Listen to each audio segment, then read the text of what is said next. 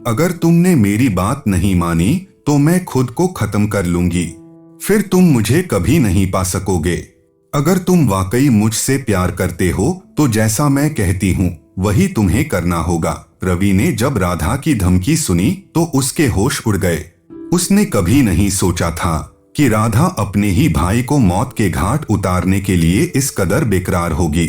रवि एक बार फिर उसे समझाते हुए बोला, राधा, अगर हमने तुम्हारे भाई उमेश की जान ली तो हमें भी अपनी जवानी जेल की दीवारों के बीच गुजारनी पड़ सकती है।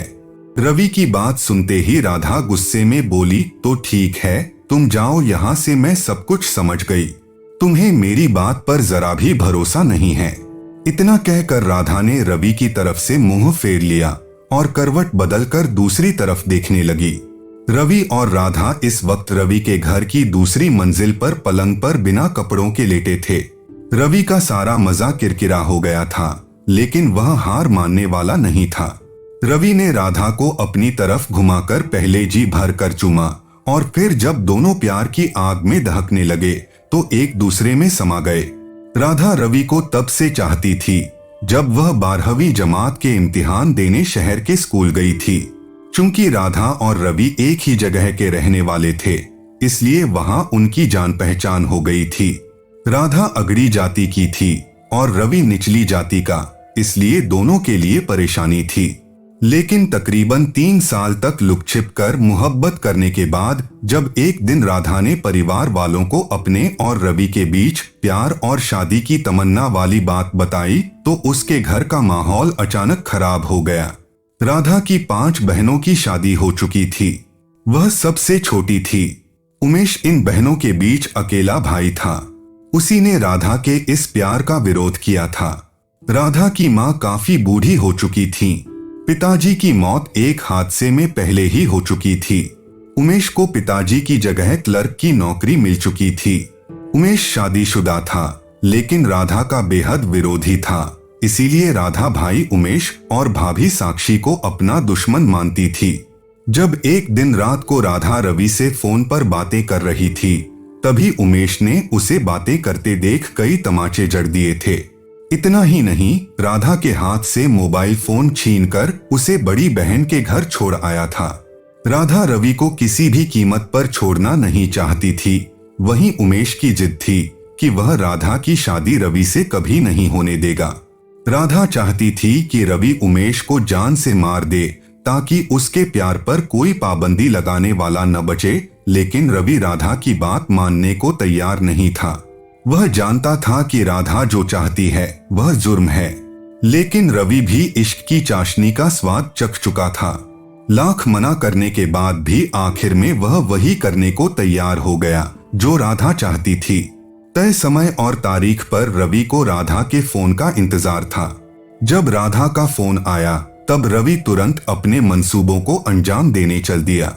राधा और रवि एक एक कदम सावधानी से आगे बढ़ा रहे थे। शायद इसीलिए जब वे दोनों एक साथ उमेश के कमरे के पास पहुंचे तो अचानक राधा ने रवि को हाथ से इशारा करके रोक दिया और अकेले ही उसके कमरे में घुस गई। राधा ने सबसे पहले कमरे की लाइट जलाई और देखा कि उमेश गहरी नींद में सो गया है या नहीं। जब राधा को इत्मीनान हो गया कि उमेश गहरी नींद में है तो उसने रवि को अंदर बुलाया। राधा की 5 बहनों की शादी हो चुकी थी। वह सबसे छोटी थी। उमेश इन बहनों के बीच अकेला भाई था। उसी ने राधा के इस प्यार का विरोध किया था। राधा की माँ काफी बूढ़ी हो चुकी थी। पिताजी की मौत एक हादसे में पहले ही हो चुकी थी। उमेश को पिताजी की जगह क्लर्क की नौकरी मिल चुकी थी। उमेश शादीशुदा था, लेकिन राधा का बेहद विरोधी था। इसीलिए राधा भाई उमेश और भाभी साक्षी को अपना दुश्मन मानती थी। जब एक दिन रात को राधा रवि से फोन पर बातें कर रही थी, तभी उमेश ने उसे बातें करते देख कई तमाचे जड़ दिए थे। इतना ही नहीं, राधा के हाथ से मोबाइल फोन छीनकर उसे बड़ी बहन के घर छोड़ आया था। राधा रवि को किसी भी कीमत पर छोड़ना नहीं चाहती थी।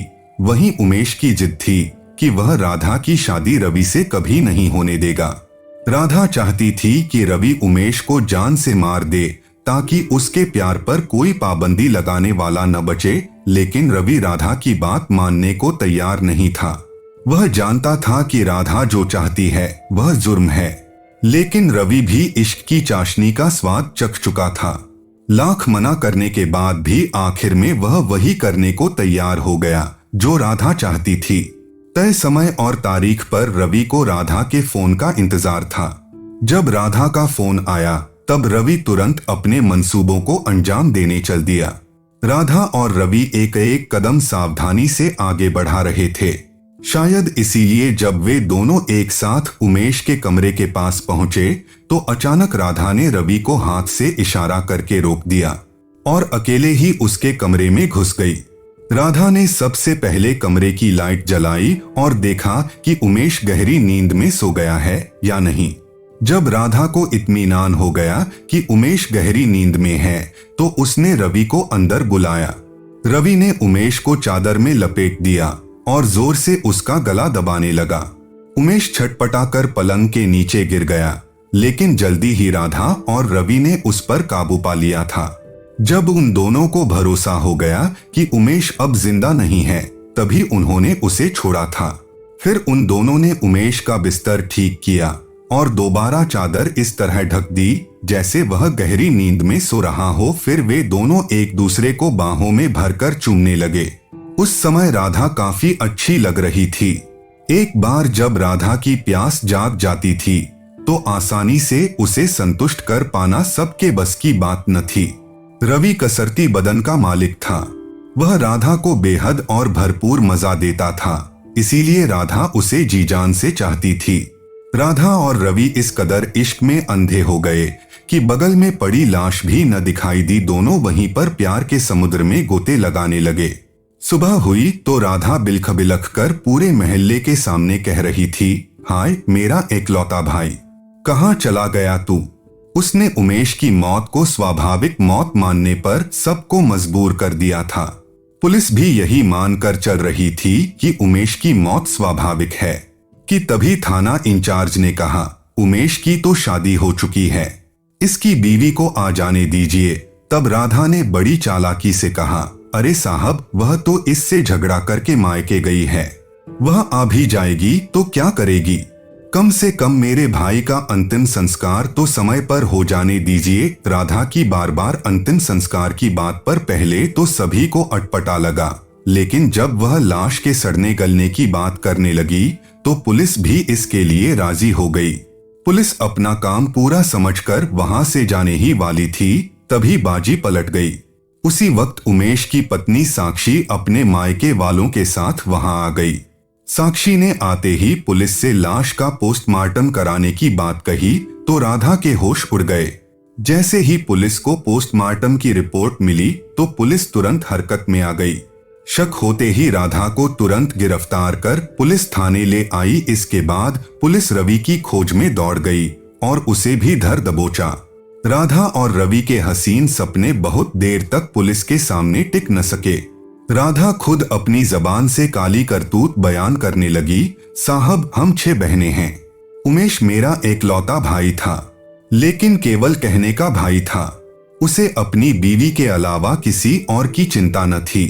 वह अपनी बीवी के कहने पर मुझ पर जुल्म ढाता था, इसलिए मैंने उसे खत्म करने का फैसला कर लिया था। मैं मौके की तलाश में थी, तभी इसका अपनी बीवी से झगड़ा हो गया।